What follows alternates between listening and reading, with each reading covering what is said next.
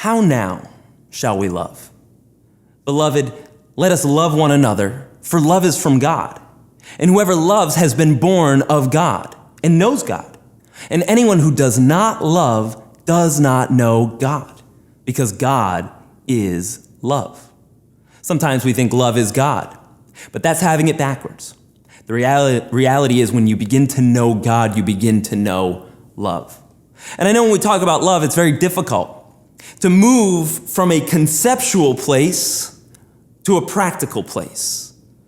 Right now, how do I love in a world filled with anger and distrust? How do I disagree and yet still love? How do I love when I've been hurt? See, right now, our culture has lost its love. It began in a place where we said we're all in this together, but here we are months later, and it seems as if we're under attack. It seems as if we're facing some sort of supernatural warfare. And there's just a spirit of anger, spirits of prejudice, bitterness, and they seem to be attacking and attaching themselves to people. Maybe this is you. Maybe you feel like you have gotten entangled in a vibe, a spirit, an emotional state that you're not used to. You've gotten caught up in the flesh. You've gotten caught up in culture. You've gotten caught up in the world. And it's like you're on a sinking ship. My goal today is to remind you who you are. You're in the world, but you're not of it. If you're called to Christ, you're part of a royal priesthood. You're bought with a high price. You're heirs with Christ, image bearers of the Almighty. Church, you're the ecclesia, the called out ones. You are called to be led by the Holy Spirit and to exemplify the fruits of the Spirit. And what's the very first fruit but love? Love is supposed to be our lifestyle. More than an emotion or a feeling or an action or a state of mind, a state of consciousness, more even than a relationship, love is supposed to be our lifestyle. In fact, the Apostle Paul called love the more excellent way. He was saying that to the Corinthian church, which was currently undergoing a culture filled with division, filled with anger and perversion. And it was confused as to which way it should go.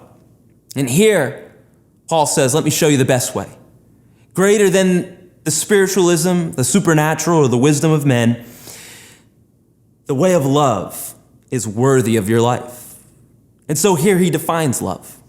He says, if I speak in the tongues of men or of angels, but I do not have love, I am only a resounding gong or a clanging cymbal. If I have the gift of prophecy and I can fathom all mysteries and all knowledge, and if I have faith that can move mountains, but I do not have love, I am nothing. If I give all I possess to the poor, and I give over my body to hardship that I may boast, but I don't have love, I gain nothing. Here's his definition. Love is patient. Love is kind. It does not envy. It does not boast. It is not proud. It does not dishonor others. It's not self-seeking.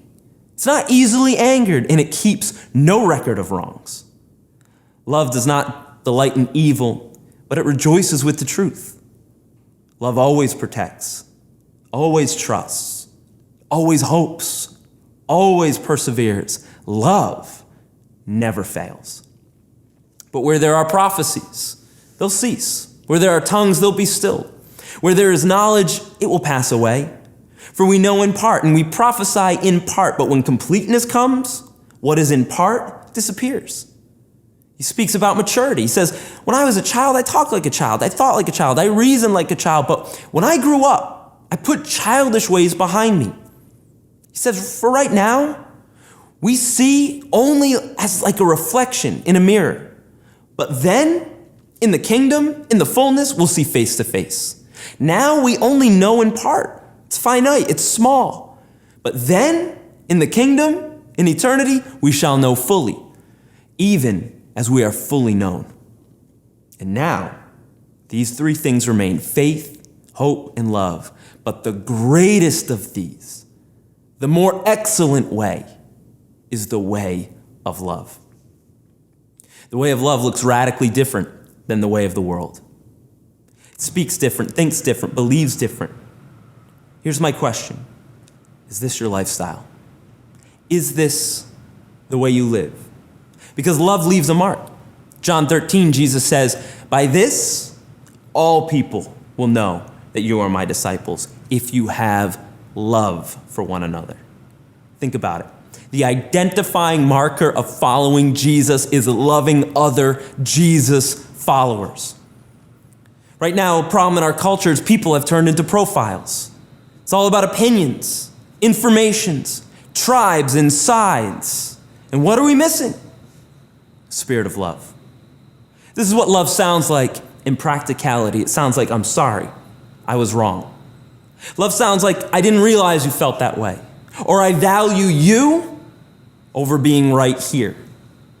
See, the problem right now in a culture that has lost its love is that people are throwing away God-ordained friendships over trivial disagreements. We've lost our love for the ones that have shown us God's love. And I think we got to make it right here, or else it's going to be awkward in heaven, in eternity, when we're bumping into all those people that we avoided here on earth, the very people that God called us to love and be loved by. For you are called to freedom, brothers. Only do not use your freedom as an opportunity for the flesh, but through love, serve one another. For the whole law is fulfilled in one word: you shall love your neighbor as yourself. But if you bite and devour one another, watch out, or you will be consumed by one another. Does this mean we all have to agree? Of course not. But hear me, love has a sound, even in the midst of disagreement.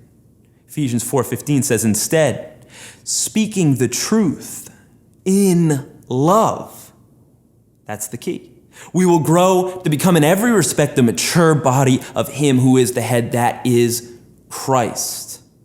Here's my question. When people leave your presence, were they built up or were they torn down? How do you feel when you have left God's presence?